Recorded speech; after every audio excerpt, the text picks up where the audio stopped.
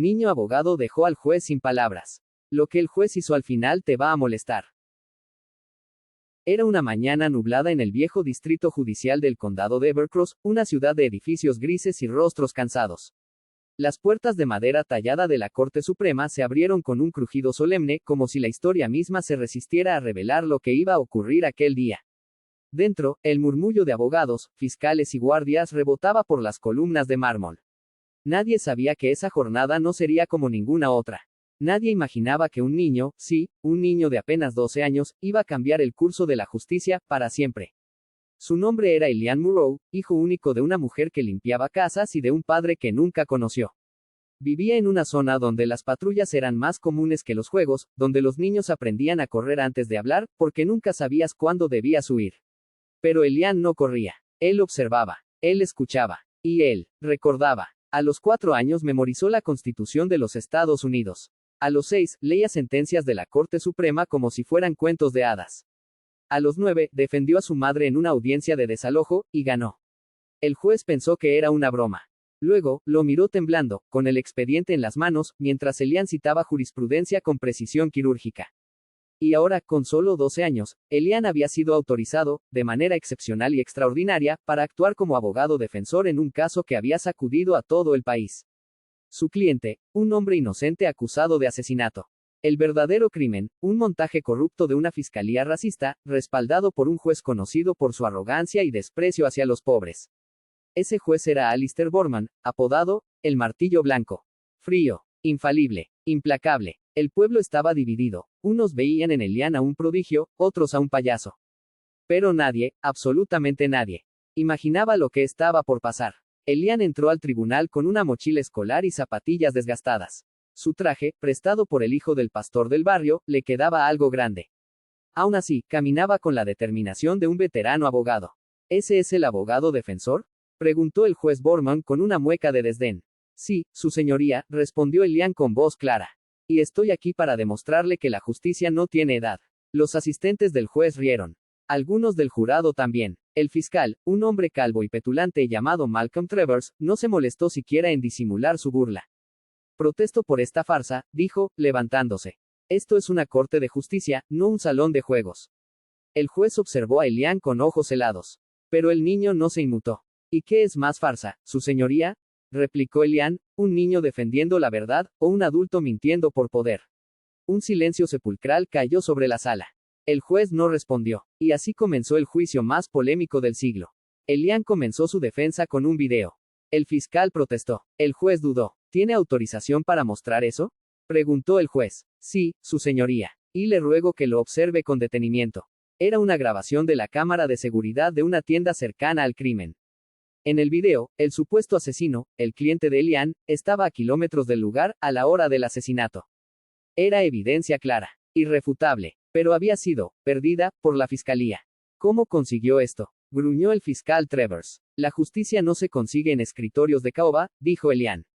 La justicia está donde la verdad decide no esconderse. El juez Borman lo miró fijamente. Durante años había manejado cada palabra que se decía en esa corte. Pero ahora, un niño. Un simple niño. Le estaba arrebatando el control. Los siguientes días fueron una guerra. Travers intentó intimidarlo, usar tecnicismos, presionar testigos. Pero Elian respondía con una calma que enloquecía a sus oponentes. Objeción, decía el fiscal. Sustentada en el artículo 24, sección C, párrafo 5 de la Ley de Procedimientos Penales. Replicaba Elian. No existe base legal para su protesta. Los miembros del jurado empezaban a inclinarse hacia el niño. Y entonces, el juez cometió un error que lo marcaría de por vida. Al final del 6º día, cuando Elian acababa de demostrar que un testigo clave había sido pagado para mentir, el juez interrumpió. He tenido suficiente, gritó Borman. Luego se levantó, y se acercó al estrado de Elian. Todos en la sala contuvieron la respiración. ¿Quién te crees que eres, mocoso?, susurró, solo para que Elian lo oyera. La justicia no es para los de tu clase. Y entonces lo empujó. Sí, el juez empujó al niño abogado. La sala estalló en caos. Las cámaras, los periodistas, los asistentes. Todos lo vieron. Y el mundo también lo vería, porque al fondo, un teléfono grababa todo. Horas después, el video se volvió viral. Juez agrede a niño abogado genio. Las noticias interrumpieron su programación. Políticos exigieron explicaciones. Protestas estallaron frente al tribunal. Y en redes sociales, millones defendían a Elian como símbolo de una generación harta de la injusticia. Pero lo más importante, el juicio no se detuvo. Y Elian, tampoco. Durante toda la noche, la corte de Evercross fue rodeada por manifestantes. Hombres, mujeres, niños y ancianos gritaban el nombre de Elian como si fuera un héroe nacional. Las redes sociales estallaban en apoyo. En cada rincón del país se hablaba del niño abogado agredido por un juez. No era solo un escándalo legal, era un despertar colectivo. Mientras tanto, Elian estaba solo. Sentado en una banca del hospital, con un pequeño vendaje en el brazo, su madre le acariciaba el cabello mientras contenía las lágrimas. Había sido fuerte durante toda su vida, pero ver a su hijo empujado, humillado, herido por defender la justicia, eso la quebró por dentro. ¿Quieres dejarlo?, le preguntó. Podemos irnos, hijo. Irnos muy lejos. Elian la miró. Sus ojos, aún brillantes de inteligencia, estaban ahora cargados de fuego. Si me voy ahora, mamá. Le estoy diciendo al mundo que se puede callar la verdad con un empujón. Ella no dijo nada más. Solo lo abrazó como si fuera la última vez. Y al amanecer, volvió a la corte. El juez Alistair Boardman no fue destituido de inmediato. En un intento desesperado por salvar la imagen del sistema judicial, las autoridades decidieron que seguiría hasta que se investigara formalmente el incidente. Pero ya nada era igual. Su autoridad se había desmoronado. Sus palabras eran frías sombras de lo que alguna vez impusieron respeto. Y aún así, trató de fingir control. Cuando Elian volvió a entrar al tribunal, la tensión se podía cortar con cuchillo. El niño no lo miró. Se sentó en su estrado, sacó su cuaderno y preparó su alegato del día. ¿Tiene algo que decir antes de que comencemos?, preguntó el juez con tono áspero. Elian alzó la vista. Solo que hoy, más que nunca, me queda claro que la justicia debe ser protegida de quienes se creen sus dueños. Fue la primera vez que Boardman no respondió. Y fue entonces cuando ocurrió lo inesperado. Un periodista anónimo filtró documentos que mostraban que el juez Boardman había recibido pagos ilegales por mantener ciertas condenas. Entre los documentos, el nombre del fiscal Travers, y del policía que detuvo falsamente al cliente de Elian. La corte explotó. Elian tomó los documentos, los estudió con meticulosidad. Y en el 7º día del juicio, pidió formalmente presentar una nueva línea de defensa. Corrupción institucional. El juez se negó. Eso no es relevante para el caso en curso, dijo, tambaleando en su asiento. Pero Elian tenía algo más. Según el artículo 46 del Código Federal de Procedimiento, cuando hay evidencia de mala praxis judicial, cualquier ciudadano puede solicitar la recusación del juez por imparcialidad comprobada, y tengo las firmas de más de 200 abogados del Estado que avalan la petición. Silencio total. El juez estaba blanco como una sábana. Usted ya no puede juzgar este caso, concluyó Elian. Y por primera vez en su carrera, el juez Boardman se levantó y abandonó el estrado. El juicio fue reprogramado con una nueva jueza federal. Y esa noche, en las calles, los fuegos artificiales iluminaron el cielo de Evercross. Pero Elian sabía que el combate no había terminado. Con la nueva jueza, la atmósfera cambió. Había respeto, había atención, había seriedad. Pero Elian también sentía la presión. Era un niño. Estaba agotado. A veces lloraba en el baño del tribunal, en silencio, sin que nadie lo viera. Una noche, encontró una carta en su mochila. No tenía remitente. Si sigues escarbando, terminarás enterrado con lo que encuentres. Deja el caso. No seas un mártir. Elian la leyó 3 veces. Y luego la rompió. No tengo miedo, dijo para sí mismo. El miedo tiene que temerme a mí. Y al día siguiente, presentó su golpe más contundente, una grabación de audio donde el fiscal Travers ordenaba plantar pruebas falsas contra el acusado. Esta evidencia fue encontrada en una copia de seguridad olvidada del teléfono del testigo manipulado, explicó Elian. Es la voz del fiscal, dando la orden. Travers se levantó, gritando. Esa prueba es inadmisible. Esto es un montaje. Pero la jueza pidió silencio. Luego reprodujo el audio ante toda la corte. Pon el arma ahí, asegúrate de que tenga huellas. Lo demás lo manejo yo. Ese tipo no va a salir nunca de prisión. El fiscal fue arrestado esa misma tarde. El jurado deliberó por menos de 3 horas. Veredicto: inocente. El cliente de Elian fue liberado entre lágrimas. Pero lo que ocurrió después fue aún más inesperado. Elian no volvió a casa esa noche. Fue escoltado por agentes del FBI a un lugar seguro. La noticia del arresto del fiscal Travers y la recusación del juez Boardman sacudió no solo al Estado, sino a todo el país. Elian Murrow, el niño abogado, se convirtió en un símbolo viviente de valentía. Pero en las sombras, algo se movía. Mientras los noticieros llenaban horas con su rostro, mientras las redes lo glorificaban como una mezcla de David contra Goliat y un genio infantil. Alguien más estaba observando. Y no todos lo aplaudían. Una noche, en un hotel custodiado, Elian recibió una visita inesperada, un hombre de traje gris, con acento refinado y una sonrisa falsa. Tu nombre ya es famoso, Elian. Pero hay una gran diferencia entre ser un símbolo y ser una leyenda. Elian no respondió. Mi firma representa a los estudios legales más influyentes del país, continuó el hombre. Podemos ofrecerte un contrato exclusivo. Harvard te abriría sus puertas desde ya. Libros, películas, becas, y olvídate de estos casos de barrio.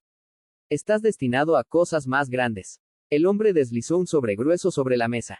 Elian lo abrió. Un cheque por $10 millones. Solo tienes que firmar esto, y prometer que dejarás de litigar por tu cuenta. Trabajarás bajo nuestro nombre. Supervisado. Orientado. Elian lo miró fijamente. Por unos segundos, el niño pareció dudar. Pensó en su madre. En su barrio. En los años de frío sin calefacción. En los libros rotos que leía a la luz de las velas. Y entonces, empujó el sobre de vuelta. Yo no defiendo por dinero. Defiendo porque nadie más lo hace. El hombre suspiró. Se levantó. Y mientras se iba, dijo algo sin volverse a mirarlo. Entonces prepárate. Porque vendrán por ti. Alistair Borman no había caído del todo. A pesar del escándalo, conservaba contactos. Había servido por más de 30 años como juez federal. Y tenía amigos en lugares que ni siquiera Elian imaginaba. Desde su mansión en las colinas, el ex juez organizó su venganza en silencio. Primero, se filtraron documentos falsos alegando que Elian había sido manipulado por activistas radicales.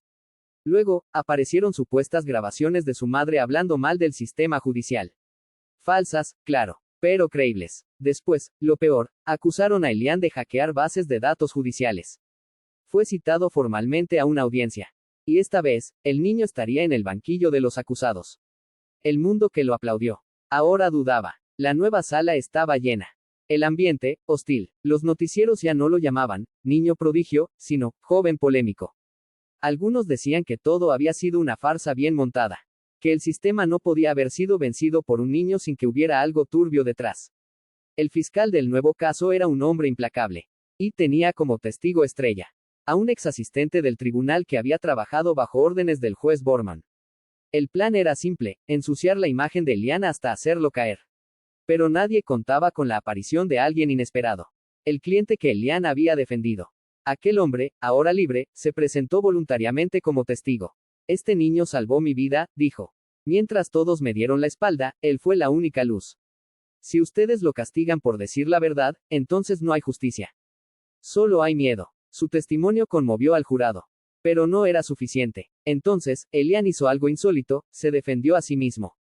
Durante 4 horas, el niño desarmó cada acusación, presentó pruebas de alteración de evidencias, expuso la cadena de corrupción que aún estaba activa, y demostró que todo el caso era una construcción para silenciarlo. Al final, se acercó al estrado. Miró al jurado. Su voz, temblorosa pero firme, retumbó en toda la sala. Si hoy me declaran culpable, no será a mí a quien estén condenando. Será a cada niño que sueña con cambiar el mundo. Será a cada madre que enseña a su hijo a no rendirse. Y será al futuro. ¿Qué tanto miedo les da? El veredicto llegó horas después. Elian.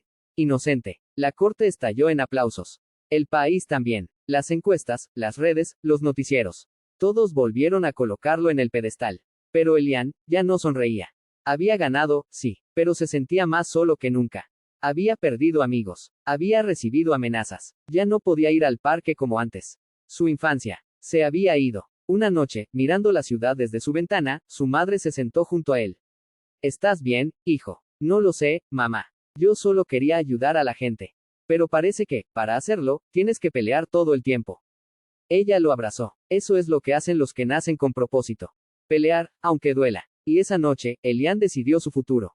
3 meses después, en una ceremonia sin precedentes, el Congreso del país le otorgó a Elian Murrow una distinción nacional por su contribución extraordinaria a la justicia en la niñez. En el escenario, frente a miles, Elian habló por última vez ante cámaras. Mi nombre es Elian Murrow. No tengo títulos. No tengo fortuna. Solo tengo una voz, y el valor de usarla. Y quiero decirle a cada niño que esté viendo esto, no dejes que el mundo te diga que eres demasiado joven para cambiarlo. El mundo no necesita adultos perfectos. Necesita niños valientes. Y con eso, bajó del escenario. Se quitó el traje. Volvió a su barrio. Y comenzó a dar clases gratuitas de derecho a otros niños pobres. Porque para Elian, el poder no era tener un micrófono. Era enseñar a otros a levantar la voz. Y así termina la historia de un niño que enfrentó a un sistema podrido y lo venció. No con violencia, no con venganza, sino con la fuerza más poderosa de todas, la verdad. Pero si crees que la historia de Elian termina aquí, estás equivocado. Porque cuando un niño despierta, el mundo entero empieza a soñar. Eso es todo por hoy. No olvides suscribirte, comentar y darle like para tener más mini historias que contar.